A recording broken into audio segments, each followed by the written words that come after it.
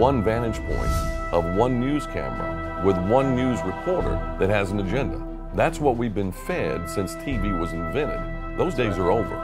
Anybody can be a journalist if they're out there covering a story. It's a battle for the control of what people are seeing out there, and I can arm them with a camera, and now they have that power that the networks have. You can't hide from all these cameras anymore. Michelle Bachmann, welcome, the Republican out of Minnesota. What do you get from this deal? This is a story about race and politics. I had to frantically look for a lawyer. I hope that the secretary reaches her soon and they have an opportunity to talk. The device is still keeping the vast majority of the crude from gushing into the Gulf, we're quite sure, but... Hi, I'm Loiacono, and today we're going to be looking at a few stories that are having an impact on America today. The Tea Party, including an official U.S. House, the Tea Party Caucus. The Tea Party Express announces that Mark Williams resigns as chairman a month ago before his latest remarks. Robert Gibbs states Agricultural Secretary to apologize to USDA's Sherrod. And continued good news in the Gulf. Will drilling resume? Are BP's checks helping those in need? Yesterday, the USDA's Shirley Sherrod was forced to resign due to race comments unjustly. Here's an overview of yesterday's events that leads us to Robert Gibbs' address to the press today. This is a story about race and politics in America's history in the South, the story of the personal journey of Shirley Sherrod, a top-ranking Agriculture Department official in the state of Georgia who gave a speech to the NAACP a few months back, made some personal disclosures about whether she was going to help a white farmer who came to her for help decades ago. Excerpts of the speech got posted on a conservative website. The whole thing went viral. Before you know it, Shirley Sherrod's boss, the Agriculture Secretary, had asked for her resignation. Sherrod's tale is that the excerpt of the tape was taken out of context, that she's not a racist, and that she treated the white farmer in her story fairly. Everything that happened in dealing with him, he was the first white farmer who had come to me for help. Everything that I did working with him helped me to see that it wasn't about race. It's about those who have and those who don't. As it turns out, the farmer and his wife, Roger and Eloise Spooner, are on Sherrod's side and became good friends with her, telling CNN Shirley Sherrod was just like she said she was, a big help to them when they were in financial trouble. And in fact, last night, a White House official confirmed to CNN that after Vilsack made his decision Monday, President Obama was briefed on it, fully supported the secretary's demand for Sherrod's resignation. So here we have another story about how unforgiving Washington can be to political office holders and appointees who make personal disclosures that get blown out of proportion. The White House briefing by Robert Gibbs provides for Agricultural Secretary Tom Vilsack to reconsider the decisions to oust USDA's Shirley Sherrod over race comments. This truly shows that decisions made out of context and without all the evidence will always be regrettable. The secretary is trying to reach her. I hope that the secretary reaches her soon and they have an opportunity to talk.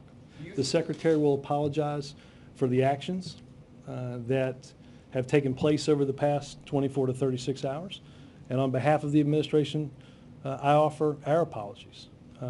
Again, this is more directed at everybody writ large here. I think everybody has to go back. We will continue to, and look at what has happened over the past 24 to 36 hours. Tea Party HD will keep you up to date on the developments of this story. Let's start with good news continuing in the Gulf as BP's relief tunnel is reported to relieve pressure within days.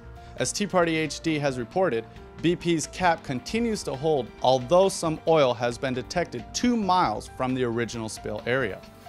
Retired Coast Guard Admiral Thad Allen said that BP engineers concluded that a risk of a bigger blowout was minimal and were getting closer to pumping mud into the column to permanently seal it. The National Incident Commander says a small amount of oil and gas is leaking out, though he insists it is not a big concern. He also says the seepage, as they're calling it, is about 2 miles away, or a particular seepage 2 miles away, is probably not related to the well. We do not believe this is consequential at this time. It is a collective opinion of the folks that are talking about this that the small seepages we are finding right now do not present, at least at this point, any indication that there is a threat to the wellbore. That's seepage, but the well cap itself is another matter. Admiral Allen says he's agreeing to let BP test the cap for another 24 hours, with officials keeping a close eye on it for signs of trouble.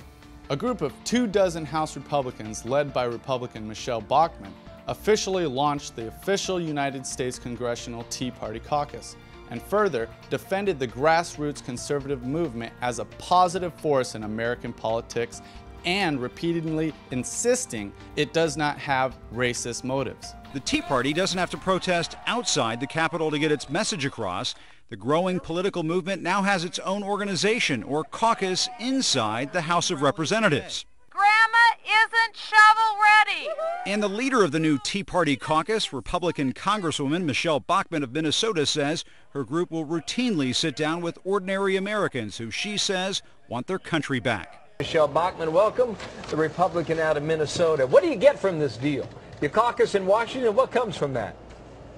Well, hopefully it's the American people that are going to get something out of this deal, Bill, because what we've been hearing for months and months are voices of the American people saying no one in Washington is listening to me.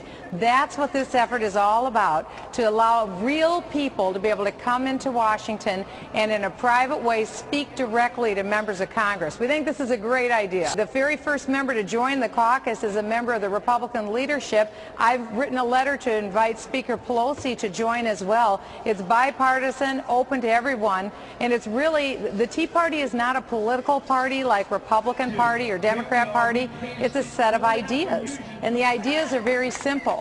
Those ideas are this. The ideas say that government should spend less money than what it takes in, and we're taxed enough already. And then the other part is that we need to uphold the Constitution, which we were swore to uphold in the first place. So it's a positive forum for real people to come and speak to us directly, and then for us to be able to disseminate those ideas to our colleagues here in Congress. The Tea Party Express announced today on the Phil Valentine radio show that Mark Williams had resigned as chairman from its organization last month before the latest controversy, and that they are sticking to supporting candidates like Joe Miller, Sharon Angle, Mike Lee, and others that will help take back America. The NAACP has accused Tea Party leaders of tolerating racist behavior at their rallies. During its annual convention last week, the NAACP approved a resolution condemning racism within that political movement. And one Tea Party leader, Mark Williams, was ousted from the movement after he posted a racially charged commentary about the NAACP on his blog.